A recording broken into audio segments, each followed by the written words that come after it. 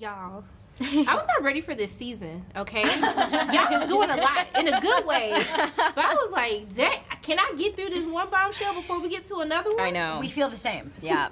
Yes, I totally agree with you. Yeah. But I think one of the things that I found really interesting with Georgia's character, and I kind of just had this epiphany that I wanted to ask you, do you feel like Georgia truly believes in love, or does she sees, I know she loves her kids, but does she see romantic love as an act of survival instead? It's a great question.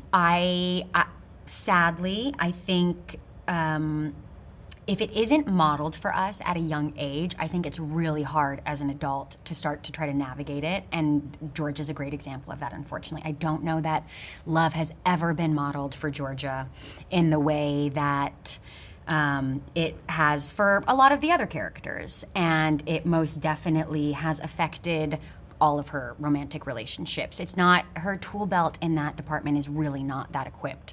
And her emotional intelligence isn't there yet as much, and she has a lot of shame she still has to work through. So, yes, it's not quite, I wish she had better role models, but I think there is a lot of hope, and she's starting to change, and I think she's beginning to see what love is. I'm still rooting for her. She did a couple of things this season. I was like, Georgia, I thought we was getting better. I agree. She was a little hard to get behind this season. Okay, but we're gonna pray for her. Yes, She's gonna be better. You know, She's gonna get better. She starts to ask for a little bit of help, and there's a small change happening. Baby steps. Yes. Okay, baby step, but we stepping in the right direction. Yes. But I really love with your character, I love that we get to see really just this emotional growth from a mental health standpoint. I really love that we get to see her finally confront some of the demons and some of those conversations with her parents this season. So I really wanted you to talk about really showcasing that and really just showing that it does take help of talking to somebody to really deal with mental health struggles. Sure, yeah. I think fundamentally it's about communication, and everyone has different ways in which they communicate things. Ginny and Georgia don't really have, it's ironic that they have such an open door sort of policy in what to discuss, like boys, sex, drugs, this and that. But when it comes to the truly vulnerable, the truly sort of deeper rooted, hard topics, it's like night and day. It's like approaching a brick wall. And so I think for Ginny to finally have the tools to be vulnerable, to go to therapy, to have poetry and art as an expression of her feelings, that is something that I think is wonderful to portray, because essentially what it is, it's a way of communicating yourself in ways that are not self-destructive.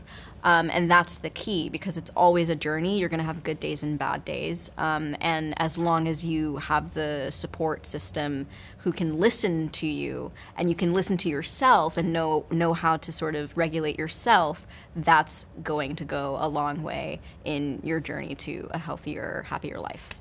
I love that. See, steps in the right direction. Yeah. But Absolutely. I need to know, I know we're supposed to be happy because you got married at the end of last season. That's right. But, like, I don't know if I necessarily have always felt like that's endgame. If you guys had to choose, like, who do you feel the endgame love interest should be for Georgia? Look, Zion is so I don't special to me, Zion. obviously.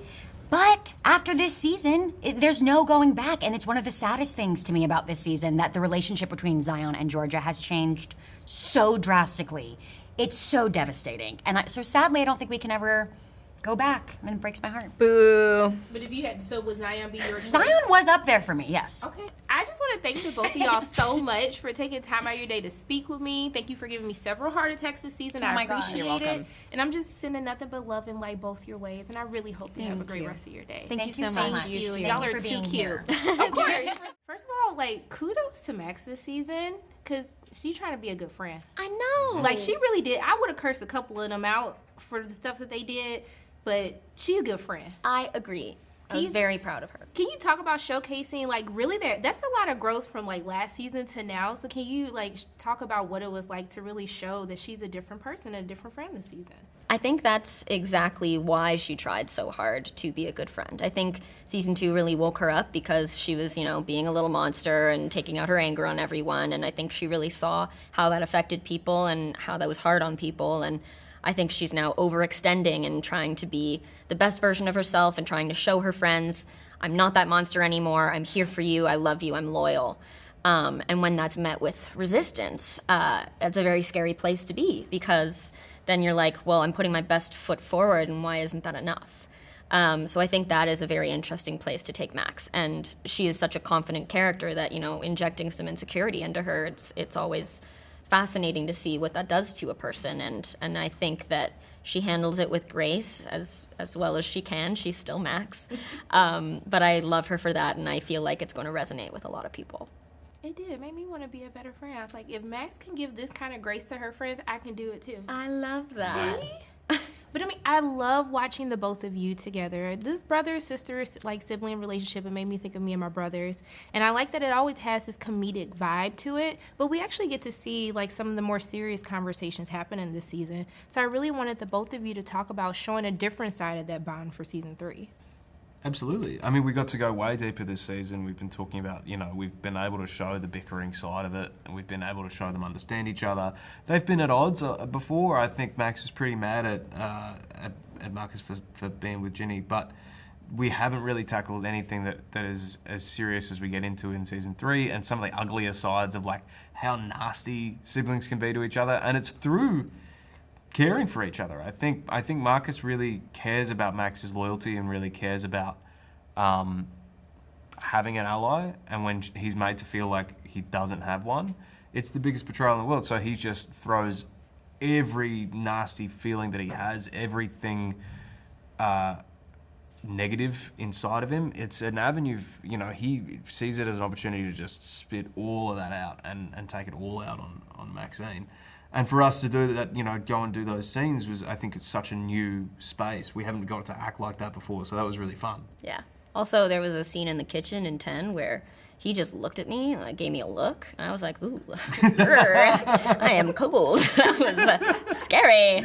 So definitely a cool dynamic for us to explore. It was nice to watch.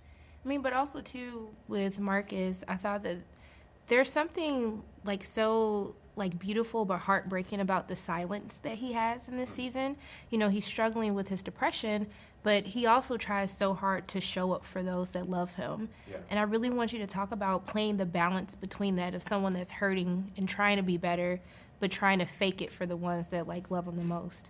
Definitely. I think with Marcus, it's definitely a matter of self-love and wanting to be loved and wanting to love others and not having an understanding of how to do it, and feeling lost in that. And so I think it's a sense of if you don't value yourself, if you don't value who you are, then everything else seems meaningless, and you can feel yourself wanting to show up for the people that love you and that are trying to support you, and it kind of it feeds into itself. It's this kind of sense of that self-loathing kind of gets exacerbated by not being able to show up, and then it's compounded and it kind of gets worse, and then it sinks deeper, and we can kind of see that throughout the season. The less he's able to show up for people in the way that he thinks he needs to, the deeper he goes into his substance abuse, and the deeper that kind of self-medication serves as a crutch, But also with your character, I feel like Max tries so hard to protect people, but now that protection almost kind of wounds relationships, because now you have to be the responsible person and hurt those closest to you in order to make sure that they're getting better. Mm-hmm. So how was it portraying this character that's trying to practice growth, but balancing knowing when to do what's right at the same time? I think that I just had such a beautiful sentence, and then it went poof in my head.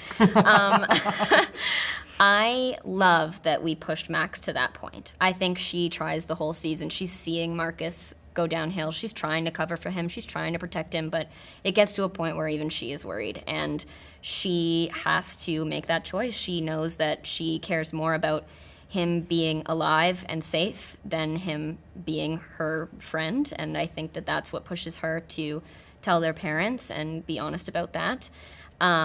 And I think that's going to put them in a very strange place in season 4, so I'm excited to see where that goes. Look, I thought you both were fantastic this season. Seriously, I really loved your character arcs.